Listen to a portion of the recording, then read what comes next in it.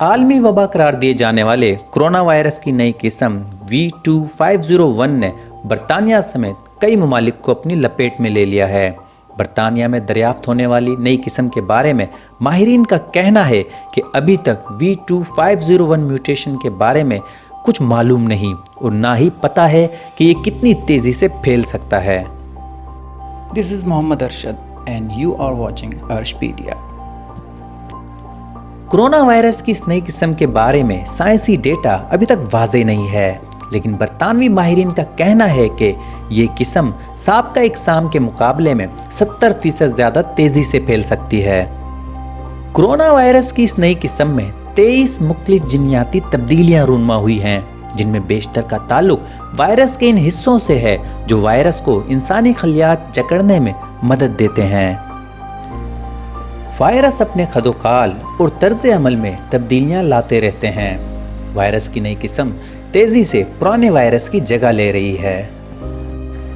Corona virus में भी वक्त के साथ साथ बहुत सारी तब्दीलियां रूनमा हो रही हैं जो वायरस के सबसे अहम हिस्से को मुतासिर कर रही हैं।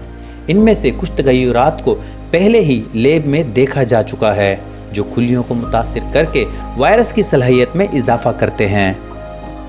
वायरस की इस नई किस्म के मुतालिक सबसे पहले सितंबर में पता चला था। नवंबर के महीने में लंदन में सामने आने वाले मुतासिरीन की तादाद का तकरीबन 1/4 ऐसे मरीज थे जो वायरस की नई किस्म से मुतासिर हुए थे। दिसंबर के वस्त में ये तादाद तकरीबन दुगनी हो गई। कोरोना वायरस की नई किस्म में बहुत सारी तब्दीलियों की निशानदेही की गई है। स्पाइक प्रोटीन में तब्दीलियां देखी गई हैं। ये वो चाबी है जिसका वायरस हमारे जिस्म के सेल्स के दरवाजे खोलने के लिए इस्तेमाल करती है।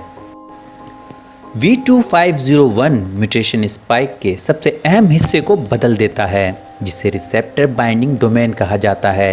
ये वो जगह है जहां स्पाइक का हमारे जिस्म के सेल्स की सतह के साथ पहला राब्ता होता है।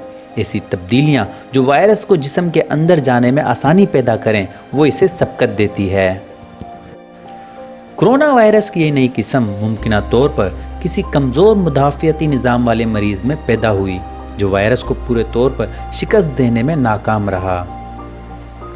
बरतानिया में कोरोना की नई किस्म की शनाख्त के बाद से पूरी दुनिया में ये सवाल पूरी शिद्दत से पूछा जा रहा है कि क्या ईजाद करदा कोरोना वैक्सीन नई किस्म के वायरस के खिलाफ भी मौसर साबित हो सकेगी।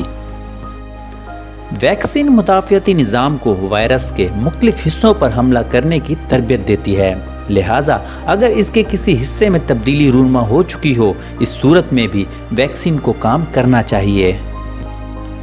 मशहूर जरीदे नेचर न्यूरोसाइंसेज में शाया तहकीक में चूहों पर तजुर्बात के दौरान दरियाफ्त किया गया कि स्पाइक प्रोटीन खून और दिमाग के दरमियान रुकावट को अबूर कर सकता है। इससे अंदाज़ा होता है कि कोरोना वायरस भी दिमाग में दाखिल हो सकता है जो अपने स्पाइक प्रोटीन जिनको S1 प्रोटीन भी कहा जाता है को सेल्स में दाखिल होने के लिए इस्तेमाल कर सकता है। माहिरीन का कहना है कि इस वायरस का S1 प्रोटीन और HIV का GP120 प्रोटीन के अफ़ाल एक जैसे हैं। ये दोनों प्रोटीन्स रिसेप्टर को जकड़ लेते हैं और अपने वायरसेस को फैलने का मौका फराहम करते हैं और ये दोनों खून दिमाग की रुकावट को अबूर कर लेते हैं और मुमकिन तौर पर GP120 की तरह S1 प्रोटीन दिमागी टिश्यूज़ के लिए नुकसानदेह साबित हो सकता है। तमाम देखने वालों से गुजारिश है कि अपनी कीमती राय का इज़हार कमेंट सेक्शन में ज़रूर कीजिएगा। चैनल को सब्सक्राइब करना और बेल आइकन पर क्लिक करना मत भूलिएगा।